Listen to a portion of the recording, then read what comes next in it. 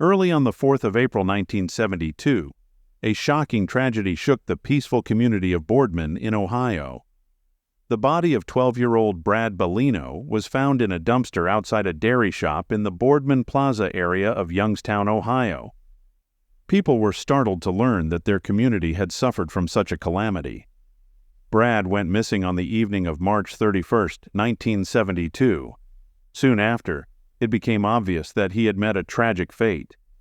While the authorities made an effort to make some sense of the scenario, everyone's only thought was, who could have done this to an innocent child and why? With a population of more than 40,000, Boardman is a flourishing municipality situated in Ohio's Mahoning County. It is ranked as the second biggest municipality in the metropolitan region of Youngstown-Warren. A hub of commercial activity, Boardman is home to numerous restaurants, retail stores, and other enterprises that cater to the community's needs. The municipality, which was established in the early 1800s, is home to several noteworthy sites, such as Boardman Park and the Southern Park Mall. As per statistical data, the crime rate in Boardman is 2.23 per 1,000 people throughout the course of an average year. Today's narrative is set in this city. Born on April 7, 1959, Bradley Bellino is the son of Joseph and Elisa Bellino. They had 4 children in total, including him. Brad's parents were overjoyed upon his birth, and he quickly grabbed their affections. Living with his 2 elder brothers and 1 sister, Brad was the youngest member of the family. Brad's best friend, Don Templeton, described him as an energetic young boy who was always looking for an adventure. He had an insatiable curiosity for knowledge and was not hesitant to try anything new. He was extroverted. Don Templeton said, "Even though we were risk-takers, it was actually him who would suggest the risk, whereas I being the one who would take it." Brad and Don were lifelong best pals. They had an unrelenting fondness of adventure and were always willing to take on new things. It's unknown precisely when did they become this close. Nevertheless, it's most likely that they met at Boardman Center Middle School. The lads used to ride bicycles around the town on a daily basis. Every now and again, they also hitch rides, Brad being the more adventurous of the two. Brad's house was just a few blocks from a rock and gem store. The 2 boys frequently visited the store since they liked studying about stones and were enthralled with them. Moreover, their shared passion for baseball strengthened their friendship even further. Don said in an interview that back when we first started playing baseball together, he was the catcher, me the pitcher, and my dad the coach. Eventually, the 2 guys began to regularly spend nights at each other's homes. Given that Brad and his friend lived just 3 miles away from each other, they could easily get together whenever they wished. Don would normally go to Brad's place on Friday evenings. Then the 2 of them would go to the close-by movie theater. On Saturdays, they took turns, as the boys spent the night staying over at Don's house at Applewood Acres. Hours would pass into the night as they kept talking and playing games. I believe that because of his older brothers, he was more experienced and wiser than I was. Don remarked that he would teach me stuff about life that I didn't know. On Sunday mornings, they would accompany Don's family to church. Brad would generally get a lift home from Don's mother thereafter. For Don and Brad, these were beautiful weekends filled with joy and affection. The 2 friends were making the most of their youth and all the thrills life has to offer, living life to its fullest. However, an unforeseen incident transpired that would drastically change the course of events. On Friday, March 31, 1972, during the Easter holiday, Don, then 11 years old, and Brad, then 12 years old, spent the day together. That Friday, the 2 lads went on their routine excursions and roamed the town. However, the enjoyable day rapidly turned unsettling when they noticed a brown van had been following them everywhere they went. At first they brushed it off as coincidence, but when they spotted the van again for the 4th time, their humor gave way to fear. Realizing they might be in danger, they decided to head back to Don's place. Plus, the sun was starting to sink, so it made sense to get back home. When Brad got to Don's house on Teakwood Drive, he took their phone, and informed his brother he was going to be staying the night. But as Brad settled in for what was supposed to be a pleasant evening, the telephone rang. It was his father, Joseph, on the phone, insisting that he return home straight away. After this unexpected call, Brad told Don that he had to leave and head back home. Don's mother was at the grocery stop at the time and wasn't able to offer Brad a ride home. Meanwhile, Don's father was bedridden from the flu. Therefore, he had to go back home by himself. At 7:30 p.m., Brad said goodbye to his buddy and left the house. Don never would have imagined that this would be his last interaction with his best friend. The subsequent events that have been reported are not fully consistent. It is known, however, that Brad's father, Joseph, was unaware of his son's disappearance when he returned home late that evening. He assumed Brad had made it back from his friend's place safely and was deep in slumber. Nevertheless, Elisa, Brad's mother, was employed in Cleveland and was totally unaware of what had occurred on the awful day. Joseph slept until noon on the following Saturday, but as soon as he woke up and began to tidy the house, he realized something wasn't quite right. Brad was not there. Out of worry, he dialed the Templetons' residence. Not too long after, he learned that Brad had left their house at 7:30 p.m. the night before. After hanging up, he went on searching the neighborhood for Brad, but he couldn't find him. In desperation, he called the Boardman Police Department and reported his kid missing. Word of Brad's absence immediately circulated throughout the small town, raising concerns. When the news eventually reached the media, local newspapers joined the search. They published a detailed description of the missing youngster in the hopes that someone will identify him. Brad was described as being 4'8" tall and weighing 80 pounds. His most noticeable feature was his blue eyes, and his short blonde hair fell just past his ears. At the time of his disappearance, he was dressed in blue pants, a blue ski jacket, and white tennis shoes with black stripes. After learning of Brad's disappearance, Tony D'Ippolito, a Youngstown police officer at the time who was also Brad's first cousin, participated in the search operations in Boardman. Tony recalled, "He was reported missing, and we took to the streets. Despite the community's and the police's utmost efforts, it seemed as though Brad had just vanished. His friends and family felt a great void in their hearts because of him not being around." On April 4, 1972, 4 days following Brad's disappearance, a body was found. Paul Smith, a sanitation worker, was carrying out his routine garbage pickup. As he approached the dumpster behind DeSally's dairy store, he noticed something. He noticed a pair of shoes sticking out at an awkward angle, while the dumpster was just partly filled. Upon a closer look, he was startled to discover the body of a young boy covered with cardboard cartons and discarded store items. Paul noticed the boy's head was hanging down while his neck was tightly bounded with a belt. His pants were undone, tucked in below his hips. Paul immediately reported what he had found to the police. This somber discovery came from roughly 2 miles down the road from Don's home. The moment the Boardman police officers arrived on the scene, there was a palpable sense of anguish. When they took a look inside the dumpster and found the body, it appeared to be the missing youngster they had been continuously searching for. Nevertheless, they needed confirmation. Tony, Brad's cousin, who had been assisting with the search, was contacted and requested to identify the body. Tony rushed to the site, and in spite of his grief, he was able to identify the dead body inside the dumpster as his cousin, Brad. Following this verification, the body was retrieved from the dumpster and sent to the Southside Hospital in Youngstown so that an autopsy could be performed. In the interim, Tony was tasked with breaking the bad news to Brad's family. "It was terrible for my Aunt Elisa and the whole family," Tony remembered. "You can never move past that." He went on, "Even though you hear about it, you never think something like this could happen to you or a member of your family." Prior to the start of the new school week, Don spent the weekend searching for Brad after he had gone missing.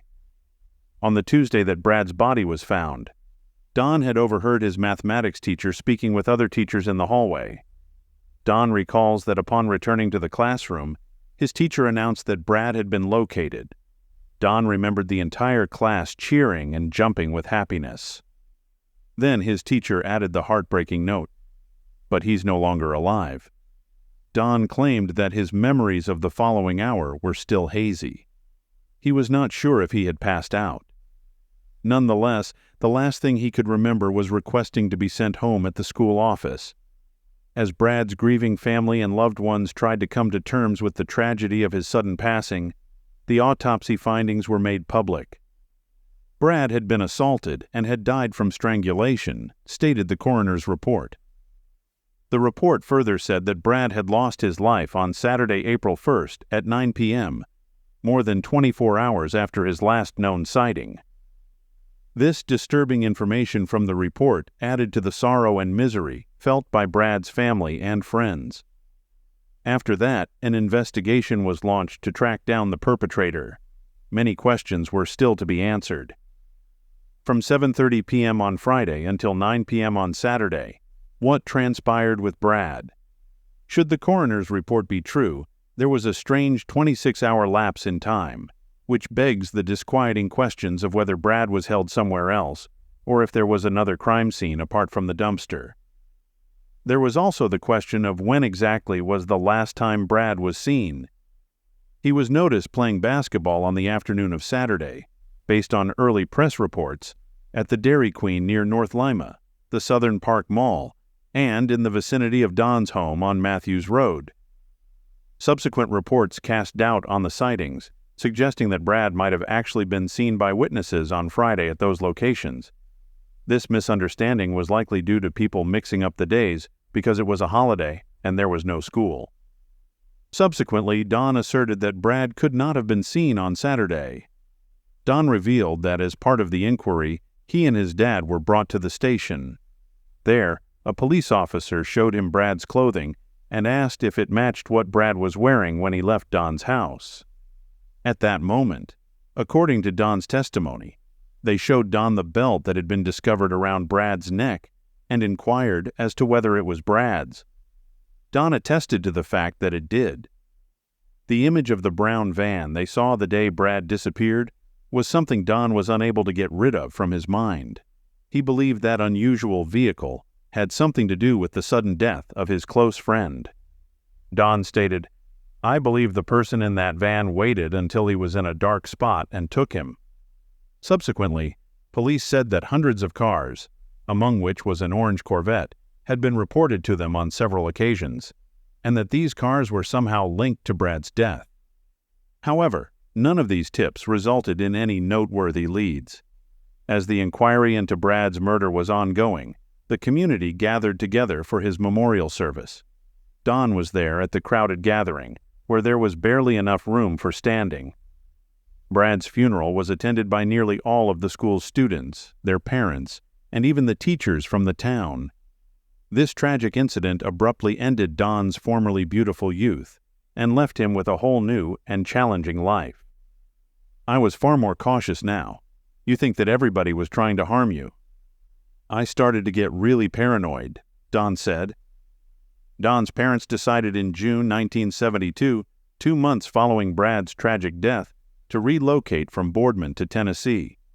They were eager to move their family out of a place where they believed their children would be unsafe, and where they had too many unpleasant memories. Don's mother struggled with guilt or a long period of time about not being present to drive Brad home the night he disappeared.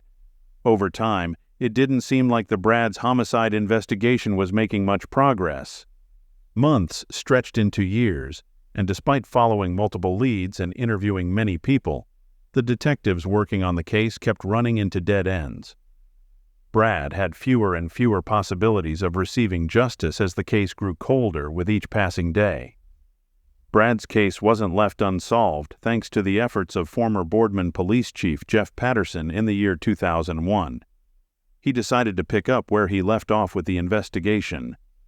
Detectives were sent to the graveyard where Brad was buried, and they carefully excavated his remains to gather DNA evidence. By forwarding Brad's clothing, which had been preserved as evidence, to the state's Bureau of Criminal Identification and Investigation, Chief Jeffrey made an important call. During the inspection, forensic scientists came across an astounding discovery. They found some DNA that wasn't Brad's. The investigation gained fresh hope from this finding. In 2007, Jeffrey, the former chief of police, assigned 2 investigators, Jack Nichols and Robert Rupp, to the case.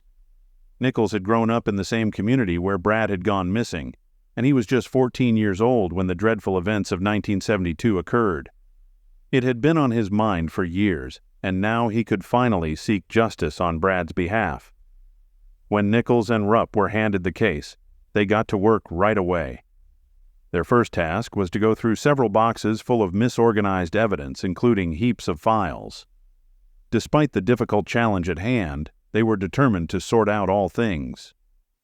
Upon reviewing the files, they discovered that the names of 7 individuals repeatedly surfaced.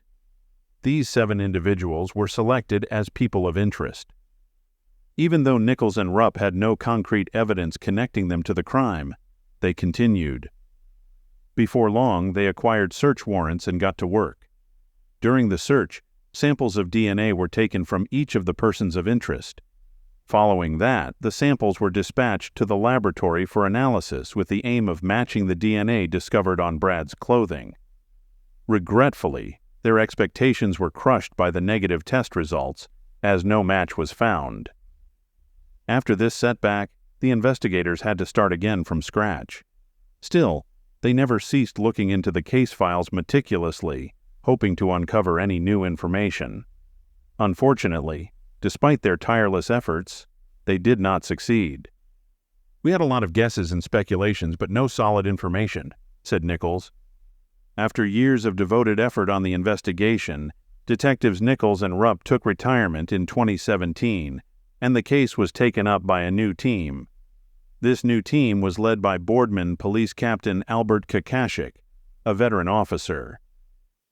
2018 saw the Boardman police investigators reach out to Parabon Nanolabs, a Virginia-based DNA technology company, for assistance in analyzing the DNA recovered from Brad's outfit. The advancement in the DNA technology provided new methods for resolving cases like Brad's.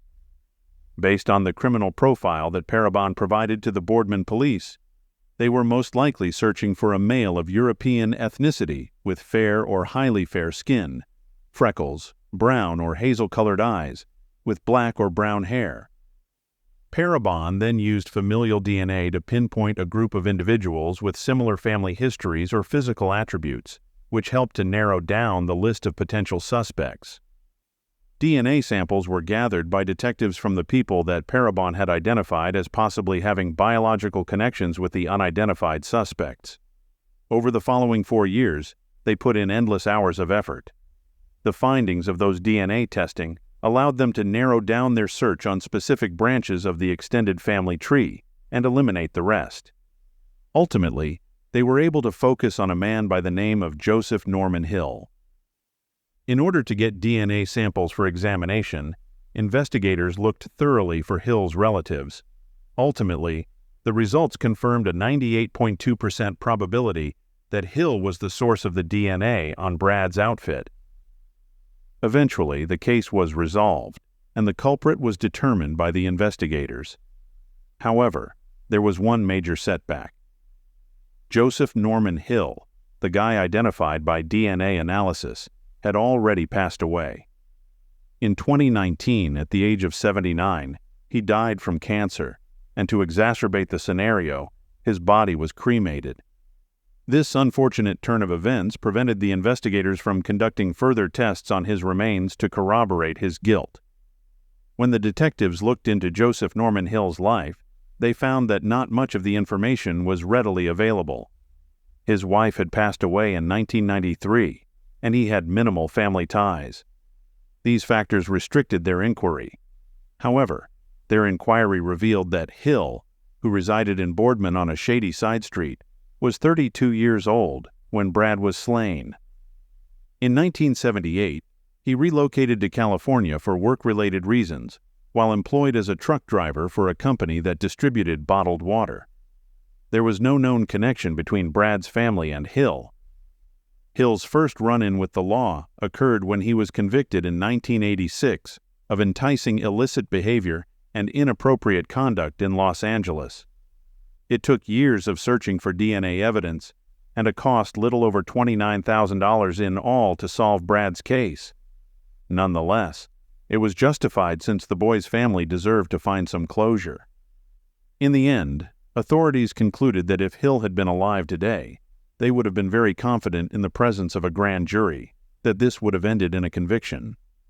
Brad's family had chosen not to make any public statements, according to Boardman Police Chief Todd Worth, who made the announcement on January 24, 2023, during a news conference. They requested privacy so they could make peace with the new information and continue with their recovery. The last thing they wanted was attention from the media at this point in their lives. Sadly, the story isn't over yet. In June 2023, Hill was startlingly linked to the murder of another youngster in 1975. 3 years after Brad was abducted and slain, 13-year-old David Evans, a resident of Boardman, went missing about a mile from the Bellino residence. Evans's father reported to the authorities, and at midnight on January 18, 1975, Evans was officially deemed as missing. Evans suffered from diabetes and had not been seen in over 6 hours. Tragically, his lifeless body was discovered just 4 days later, lying on his back in the backyard of a house in Boardman, located on Crestline Place. Evans sustained fractures on his left forearm and a puncture wound on the lower part of his back, as per the autopsy findings. These injuries had been sustained after his death. His face and upper back sustained multiple abrasions, according to the report. Following several DNA tests on Hill's clothes, which the police stored, a profile identified on Evans's underwear matched Hill's DNA, establishing his ties to the second homicide. The fact that the murders of Brad and Evans were solved after over 50 years shows the dedication and perseverance of law enforcement officials in addition to the extraordinary advancements in DNA technology. Although the perpetrator will never face legal consequences, the victims' families and the community as a whole gained some solace by learning who he is. In 1994, Sarah Roberts, then 57, and her daughter Sharon, then 25 years old, were discovered murdered inside their apartment in Harlem, New York City. A home care aide, hired to take care of Sharon, who suffered from mental illnesses, upon arriving at the apartment, came across a heinous sight. She discovered both women's lifeless bodies. Authorities were summoned to the crime scene. They found no proof of forced entry, as the entrance door was already unlocked. Sarah Roberts was discovered on her bed, and her daughter, lying on the floor, with a wool stocking tied around her neck. A few $100s in cash as well as a tape video recorder had been stolen. From the crime site, officers gathered forensic evidence. Thanks to recent developments in DNA technology, authorities were able to identify the culprit through a DNA profile based on samples of the victim's underarm tissue and cigarette butts found at the crime scene. They eventually came upon a 64-year-old man, Larry Atkinson, as a result. Atkinson was in a relationship with Sharon's home health care assistant. Even now, he remains by her side. Likewise, Atkinson resided in the same building as of Sharon's and Sarah's. He is a professional criminal who has been arrested 28 times total and has spent time in prison for 5 different state offenses. He was imprisoned from 1985 until 1987, when he was granted parole after serving 2 years in prison for an assault charge. Atkinson served time in state prison for drug charges, assault, and attempted burglary. 2013 saw his most recent parole, following a further 2 years of incarceration for an attempted drug deal. The Bronx Cold Case team of the New York Police Department detained Larry Atkinson on January 23, 2023. He was charged with the murder of Sarah and Sharon Roberts. Currently, he's diagnosed with cancer in a hospital room in Manhattan, awaiting his sentencing. Celeste Cornelius, the home health care helper, was there to support Atkinson. She stated, I know he did not do it, outside of their apartment in Harlem. I know he didn't do it, and I don't want you to misquote me. I don't care about the DNA or any of that mess. All I know is he just didn't do it. Both Atkinson and Cornelius have resided in the same building together for at least 2 decades, according to their neighbor Juliet Wilson, who described him as a heavy-set guy with a walker. He's a decent man. This whole thing is surprising to me, she added. They had never fought about anything. The reason behind Atkinson's decision to kill Sarah and Sharon is unknown. Given that several $100s in cash and a tape video recorder were stolen, robbery could be the motive. On the 11th of June 1984, a farmer in rural Lincoln County, Missouri, stumbled upon a body of a man. Outside Troy, Missouri, the body was found in a pump house close to Highway FA.